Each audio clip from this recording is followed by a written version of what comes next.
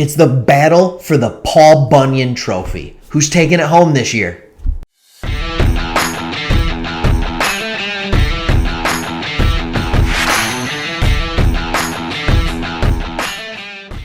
What's up, Sports Talk Detroit? I know we usually talk Pistons and we talk Lions, but today I have to talk about the game that everybody is talking about in the state of Michigan, and that is the battle for the Paul Bunyan Trophy, Michigan versus Michigan State. And as we start this video, I just want it to be known, go blue. I love my Michigan Wolverines. I absolutely do. But if you're a Michigan State fan, I hope you keep watching this. Hey, we always say in our intro, we're homers that like to keep it real. And that's exactly what I'm going to try and do in this video. So let's look at this game.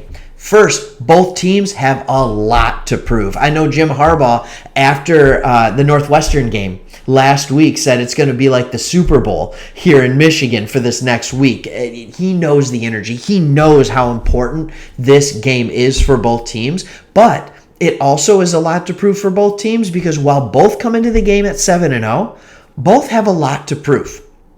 Neither one has really played a very difficult schedule or had a marquee win, and whoever wins this game will have that marquee win. Let's look at the games that they played. Michigan State has played Northwestern, Youngstown State, Miami, Nebraska at home. They played Western Kentucky, Rutgers, and Indiana. Now, that marquee win was supposed to be down against Miami, but they have been bad this year. I believe they're 3-4 right now, barely beating Appalachian State, losing to teams they shouldn't lose to, like Virginia. They're just not what we thought Miami would be. Well, what about Michigan? They're 7-0 too. They've beaten Western Michigan, Washington. They beat Northern Illinois, Wisconsin on the road at Nebraska, and then recently against Northwestern. Our marquee wins were either supposed to be Washington at home, but definitely Wisconsin on the road. Well, Wisconsin's been almost as big of a disappointment as Miami. They're starting to turn things around now. I believe they're 4-3. But neither of these teams have played a top 10 team. They may have been top 10 at the time, but they haven't played a top 10 team. So what does this game have to bring? It has legitimacy. That's the way I look at it. So let's jump into the game itself and what to look for in the matchups and just kind of what both teams are bringing into it. Well, both teams are very good at running the ball, and they do it in very different ways. Michigan State has Kenneth Walker. He's doing almost everything for them. Michigan has the two-headed monster of Corum and Hassan Haskins, and they get it done in a different way. I think Walker is averaging over 150 yards on his own this year. Meanwhile, Corum is over 100, and Haskins is closing in on 90 yards a game. Like, these two teams know how to run the football. Now, when it comes to throwing the football, Michigan State has the edge right now. Peyton Thorne has thrown the ball around pretty well. I believe he's averaging a little over 240 yards. He's got 15 touchdowns, only 4 interceptions. Cade McNamara, well, Michigan's a heavy run team. Cade doesn't make mistakes. He's only thrown 1 interception all year, but only has 5 touchdowns.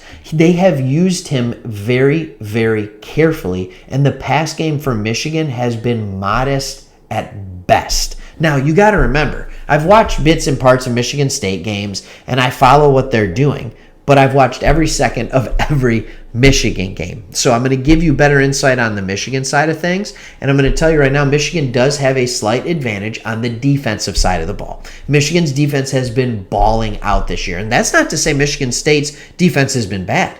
They've been good. They've been very, very good, but that's where the biggest difference is between these two teams. They both run the ball well. Michigan runs it more often. They both pass the ball well enough. Michigan State does it more often, and they have bigger chunk plays on it. But Michigan, statistically, defensively, is considerably better than Michigan State, but I don't know that that's going to mean anything in East Lansing this weekend. It's a rivalry game. And just from a Michigan side of things, you never know what's going to happen in this game. I was so confident going into this game last year. Michigan State, new coach, they lost a ton of talent. Michigan's going to go in there and they're going to win no problem.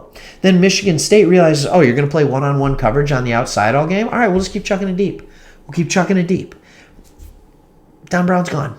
Michigan has a normal advanced defense that will adjust throughout the game like a normal team. It's so nice to see it. Plus, they have a star at every level of the defense, whether it's on the defensive line with Hutchinson, at linebacker with Ross. They can beat you in many ways on the defense, and they have studs all over the field with that. So I'm excited to see that aspect of it and to see how the defenses play against these offenses that have been very, very efficient so far this year. What do you got?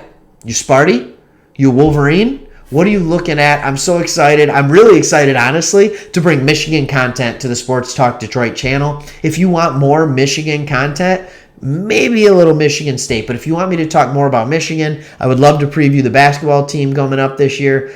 Any of that kind of stuff. Let me know if that's something you want more of. I would love to make more videos on U of M sports because I am a Go Blue homer for sure. But obviously, I got Michigan in this game, 28-24. I think it's going to be close, but Michigan's going to come away with the win. And I think, surprisingly, they're going to get quite a bit of it through the air. We might even be seeing a little more of J.J. McCarthy. What do you think? Who do you got? Michigan? Michigan State? Comment below.